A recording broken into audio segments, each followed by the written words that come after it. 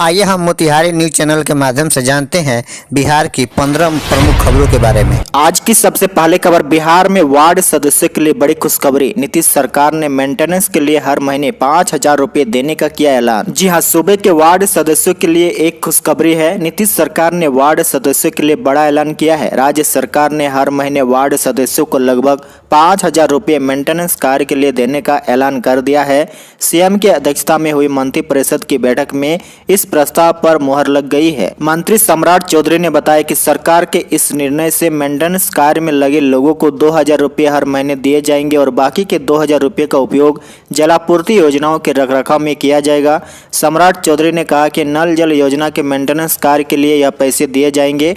15वें वित्त आयोग से वार्ड सदस्यों को 2,000 रुपये दिए जाएंगे। इन पैसों से गाँव के विकास में मदद मिलेगी। अगली बड़ी खबर, पारस और प्रिंस समेत 5 सांसद एलजेपी से बाहर किए गए। चिराग ने राष्ट्रीय कार्यकारिणी की बैठक में किया ऐलान। जी हां, लोक जनशक्ति पार्टी के अंदर चल रहे सियासी उठक-पटक के बीच इस वक्त की बड़ी खबर दिल्ली से आ रही है। चिराग पासवान के खिलाफ बगावत करने वाले उनके चाचा पशुपति कुमार पारस और चचेरे भाई प्रिंस राज के साथ साथ 3 अन्य सांसदों को पार्टी ने बाहर का रास्ता दिखा दिया है। राष्ट्रीय अध्यक्ष चिराग पासवान ने एलजेपी की राष्ट्रीय कार्यकारिणी की बैठक के दौरान इसकी घोषणा की। आपको बता दें कि 5 सांसदों को पार्टी ने बाहर का रास्ता दिखाते हुए निष्कासित कर दिया है। इन सब के ऊपर पार्टी विरोधी गतिविधियों में शामिल रहने और राष्ट्रीय नेतृत्व के खिलाफ साजिश करने का दोषी पाते हुए कार्रवाई की गई है। अगली बड़ी खबर, चिराग पासवान का सनसनीखेज पत्र। रामविलास जब आईसीयू में भर्ती थे तभी पारस रच रहे थे साजिश। श्राद्ध के लिए भी 25 लाख रुपए मांगे गए थे। जी हां, लोजपा में छिड़े घमासान पर आखिरकार चिराग पासवान के सब्र का बांध टूट गया। चिराग पासवान ने कल ट्विटर पर लिखा कि उन्होंने पार्टी अपने परिवार को साथ रखने के लिए किए कोशिश की लेकिन असफल रहे। उन्होंने 29 मार्च को लिखे गए पत्र भी सार्वजनिक कर दिया है। पारस को लिखे गए इस पत्र में सनसनीखेज बातें लिखी गई है। पत्र के मुताबिक जब रामविलास पासवान आईसीयू में भर्ती थे तभी पारस साजिश रच रहे थे। रामविलास पासवान के निधन के बाद श्राद्ध के लिए भी चिराग की मां को 25 लाख रुपए देने पड़े। पारस ने अपने पास से एक चवन्नी तक नहीं निकाली। आगे चिराग पासवान ने ट्विटर पर लिखा कि पार्टी मां के समान है और पारस को मां के साथ धोखा नहीं करना चाहिए। अगली बड़ी खबर, बिहार बोर्ड इंटर एडमिशन 2021 19 जून से करे आवेदन। बीएसईबी ने जारी की गाइडलाइन। जी हां, बिहार बोर्ड के इंटर एडमिशन प्रक्रिया का शेड्यूल जारी कर दिया गया है। राज्य के इंटर स्कूल और कॉलेजों में एडमिशन के लिए ऑनलाइन आवेदन की प्रक्रिया 19 जून 2021 से शुरू होगी। इच्छुक छात्र 28 जून 2021 तक OFSSBihar.in पर जाकर ऑनलाइन आवेदन कर सकेंगे। बोर्ड ने कहा कि छात्र किसी भी विद्यालय का विकल्प चुनने से पहले वहां की पिछले साल की कटअप जरूर देख ले। पिछले साल की कटअप देखकर ही स्कूल की प्राथमिकता का चयन करें। बिहार बोर्ड ने एडमिशन की पूरी गाइडलाइन भी जारी कर दी है।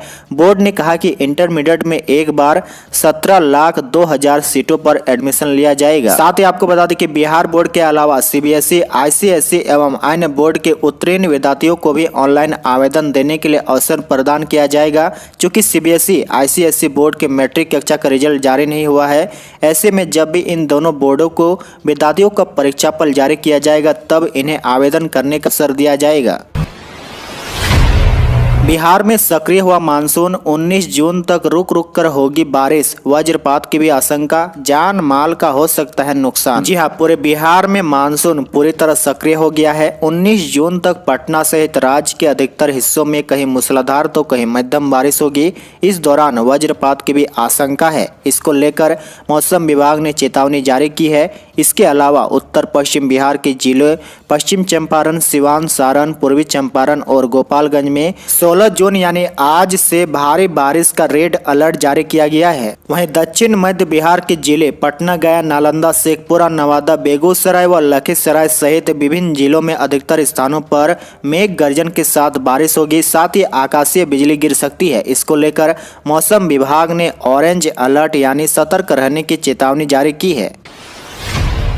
अगली बड़ी खबर, बिहार के बाढ़ ग्रस्त इलाकों में चलेगा फ्लोटिंग हॉस्पिटल, नाव पर होगा मरीजों का इलाज। जी हां, राज्य में मानसून के प्रवेश के साथ ही स्वास्थ्य विभाग द्वारा संभावित बाढ़ की तैयारियां पूरी कर ली गई है। विभाग द्वारा राज्य की बाढ़ पीड़ित आबादी को इलाज उपलब्ध कराने के लिए नावों पर अस्पताल की स्थापना कराई गई है। सड़क संपर्क टूट जाने की स्थिति में नौका औषधालय बाढ़ से घिरे गांव और कस्बों में भ्रमण करेंगे। जो लोग भी बीमार होंगे उनका मुफ्त में इलाज और दवाई दी जाएगी। बाढ़ पीड़ित जिलों के जिलाधिकारियों द्वारा अपने अपने जिले में इस प्रकार की आबादी को चिन्हित कर लिया गया है। साथ ही नौका औषधालय की तैयारी पूरी कर ली गई है। स्वास्थ्य विभाग द्वारा बाढ़ पीड़ित जिलों को पहले ही निर्देश दे दिया गया था कि वह अपने जिले में नौका औषधालय के लिए नाव और नाविक उपलब्ध करा दे।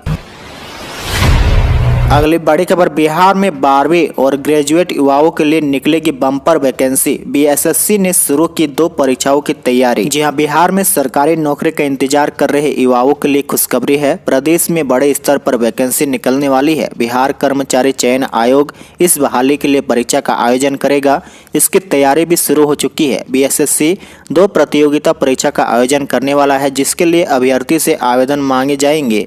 पहले द्वितीय इंटर स्तरीय परीक्षा और दूसरा तृतीय स्नातक स्तरीय परीक्षा की वैकेंसी एक साथ निकाली जाएगी। मीडिया रिपोर्ट के अनुसार बिहार में इंटर और स्नातक स्तर के योग्यता वाली 2 वैकेंसी बीएसएससी निकालने की तैयारी कर रहा है। नगर विकास विभाग में 2188 पदों के लिए आवेदन भी आयोग के द्वारा मंगाए जा सकते हैं। प्रदेश के कई अलग अलग विभागों में इंटर स्तरीय सहायक लिपिक, आशु लिपिक, निम्न वर्गीय लिपिक, सहायक राजभाषा निदेशक के 2649 पदों पर नियुक्ति आयोग के द्वारा की जाएगी।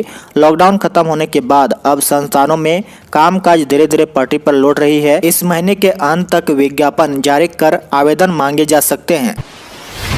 अगली बड़ी खबर, बिहार में 500 से भी कम संक्रमितों की पुष्टि, 5000 के नीचे आई एक्टिव केस की संख्या। जी हां, बिहार में लॉकडाउन की वजह से कोरोना संक्रमण के मामलों में लगातार गिरावट दर्ज की गई है। ताजा आंकड़ों की बात करें तो बिहार में नए कोरोना संक्रमित मरीजों की संख्या 500 से भी कम मिली है। वहीं दूसरी तरफ बिहार के एक्टिव केस की संख्या भी 5000 के नीचे जा चुकी है। बिहार स्वास्थ्य विभाग द्वारा जारी किए गए आंकड़ों के मुताबिक बिहार में पिछले 24 घंटे में 410 कोरोना मरीजों की पुष्टि हुई है। वहीं एक्टिव केस की संख्या अब 4359 तक पहुंच गई है। जिलावार आंकड़ों की बात करें तो सबसे ज्यादा मरीज पटना में पाए गए हैं, जिनकी संख्या 57 है। इसके अलावा 21 जिले ऐसे हैं जिनमें 10 से भी कम संक्रमित की पुष्टि हो चुकी है। बड़ी खबर, बिहार में सिंगल यूज प्लास्टिक पर पूर्ण प्रतिबंध और भी कई बड़े फैसले लिए गए। जी हां, बिहार सरकार ने एकल उपयोग वाले प्लास्टिक उत्पादों के निर्माण और आयात को राज्य में पूरी तरह से प्रतिबंधित कर दिया है। सिंगल यूज वाले प्लास्टिक का भंडार करने के साथ साथ इसकी बिक्री और उपयोग करने पर दंड के प्रावधान भी किए गए हैं। सरकार की यह व्यवस्था अधिसूचना जारी होने के 180 दिन बाद प्रभावी होगी। इस बीच सिंगल यूज प्लास्टिक का कारोबार करने वाले और निर्माण करने वाले कंपनियां अपने बकाया माल को निकाल सकेगी। मुख्यमंत्री नीतीश कुमार की अध्यक्षता में हुई राज्य मंत्रिमंडल की बैठक में पर्यावरण, वन एवं जलवायु परिवर्तन विभाग के प्रस्ताव को मंजूरी दी गई है। इसके अलावा और कई बड़े फैसले लिए गए हैं, जिसमें डॉक्टर, स्वास्थ्य कर्मियों को 1 महीने का अतिरिक्त वेतन मिलेगा। राज्य के विभिन्न स्वास्थ्य संस्थानों में परिवहन व्यवस्था दुरुस्त करने के लिए मंत्रिमंडल ने 250 एम्बुलेंस खरीदने का प्रस्ताव स्वीकृत किया है। और साथ ही मंत्रिमंडल ने भवन निर्माण विभाग के गेट स्कोर के आधार पर संविदा पर नियोजित 42 सहायक अभियंताओं की संविदा अवधि 1 वर्ष या फिर नियमित नियुक्ति होने तक के लिए विस्तारित की है। अगली बड़ी खबर, पटना में कोरोना जांच के नाम पर फिर फर्जीवाड़ा, हजारों लोगों का मोबाइल नंबर निकला 10 जीरो। बिहार में कोरोना जांच में फर्जीवाड़े का सिलसिला अभी भी जारी है। मेडिकल अफसर लगातार मनमानी पर अड़े हुए हैं। उन्होंने सारा काम डाटा ऑपरेटर पर छोड़ दिया है, जिससे फर्जी डाटा की फीडिंग हो रही है।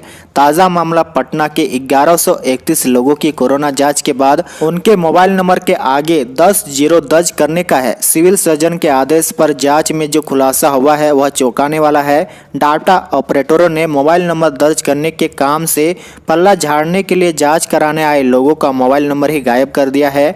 जांच के बाद लापरवाही का बड़ा खेल सामने आया है, जिसमें मेडिकल अफसरों को चेतावनी देते हुए 3 डाटा ऑपरेटरों को बर्खास्त कर दिया गया है। अगली बड़ी खबर, बिहार में अब प्राइवेट बैंकों में भी जमा हो सकेंगे सरकारी चालान, जानिए क्या है शर्त। जी हां, राज्य सरकार ने लोगों की सुविधाओं को देखते हुए बैंकिंग से जुड़ा एक बड़ा निर्णय लिया है। इसके अंतर्गत अब सरकारी बैंकों के अलावा चुनिंदा निजी बैंक में भी सरकारी चालान या इस तरह का कोई भी शुल्क जमा किया जा सकता है। सभी निजी बैंक में यह सुविधा नहीं मिलेगी। इसमें सिर्फ उन्हीं निजी बैंकों में यह सुविधा शुरू की जाएगी जो रिजर्व बैंक से अधिसूचित है। अगली बड़ी खबर, बिहार पुलिस में तैनात ड्राइवरों की नौकरी खतरे में, 1 महीने में नौकरी से निकालने का आदेश। जी हां, इस वक्त की एक बड़ी खबर पटना से सामने आ रही है। बिहार पुलिस मुख्यालय की ओर से एक बड़ा आदेश जारी किया गया है। पुलिस हेडक्वार्टर की ओर से जारी किए गए पत्र से बिहार पुलिस में संविदा पर बहाल ड्राइवरों को एक बड़ा झटका लगा है। डिपार्टमेंट ने कॉन्ट्रैक्ट पर बहाल ड्राइवरों का अनुबंध समाप्त करने का आदेश दिया है। आपको बता दें कि पुलिस मुख्यालय के इस बड़े फैसले से संविदा के आधार पर नियुक्त चालक सिपाहियों को झटका लगा है। पत्र में लिखा गया है कि किसी भी हालात में संविदा पर नियुक्त चालक सिपाहियों को जुलाई महीने के बाद कोई मानदेय नहीं दिया जाएगा। अगली बड़ी खबर, बारिश से उत्तर बिहार में नदियां उफान पर, बगहा के दर्जन गांवों में घुसा बाढ़ का पानी। मधुबनी व समस्तीपुर में भी बढ़ा नदियों का जलस्तर। जी हां, पिछले 24 घंटे से लगातार हो रही बारिश से उत्तर बिहार की नदियां उफान मारने लगी है। हालांकि अभी गंगा, गंडक, बूढ़ी गंडक, बागमती सहित सभी प्रमुख नदियां खतरे के निशान से नीचे है। वाल्मीकि बराज से मंगलवार की शाम में 2.64 लाख क्यूसेक पानी छोड़ा गया। इससे वाल्मीकि नगर से नौतन तक की नदी से सटे दियारावर्ती गांवों में पानी घुस गया है। वहीं कोसी नदी का डिस्चार्ज 60,000 क्यूसेक रहा, जो सामान्य है। दूसरी तरफ उत्तर बिहार के जिलों के साथ ही नेपाल के तराई इलाकों में हो रही बारिश के कारण मुजफ्फरपुर में बागमती और बूढ़ी गंडक नदी के जलस्तर में तेजी से वृद्धि हो रही है। हालांकि जल स्तर अभी खतरे के निशान से काफी नीचे है, मगर औराई के कटोंडा में बागमती में पानी तेजी से बढ़ रहा है। अगली बड़ी खबर, शाही लीची के बाद अब भागलपुरी जर्दालू का स्वाद चखेगा लंदन। विदेशों में बढ़ी बिहार की फलों की मांग। जी हां, राज्य ने कृषि उत्पादों के निर्यात के क्षेत्र में एक और बड़ा उपलब्धि हासिल कर ली है। मुजफ्फरपुर की शाही लीची की तरह भागलपुर का जर्दालू आम का स्वाद इंग्लैंड के लोग चखेंगे। वीडियो कॉन्फ्रेंसिंग के माध्यम से कृषि मंत्री अमरेंद्र प्रताप सिंह ने हरी झंडी दिखाकर जर्दालू आम को बिहार से लंदन के लिए रवाना किया। कृषि मंत्री ने बताया कि बिहार में जर्दालू आम का कुल उत्पादन 10,000 मीट्रिक टन है। इसकी बागवानी भागलपुर, बांका और मुंगेर में बड़े पैमाने पर हो रही है। मुख्य क्षेत्र भागलपुर है, यहाँ करीब 1200 हेक्टेयर में बाग है। और अंत की बड़ी खबर, बिहार में आज से अनलॉक 2 नाइट कर्फ्यू में 1 घंटे की ढील बढ़ी। दफ्तर और दुकानों के खुलने का समय भी बदला। जी हां, आज यानी बुधवार से राज्य में अनलॉक 2 लागू किया जाएगा, जिसके बारे में दिशा निर्देश आपदा प्रबंधन समूह की बैठक में तय किए गए हैं।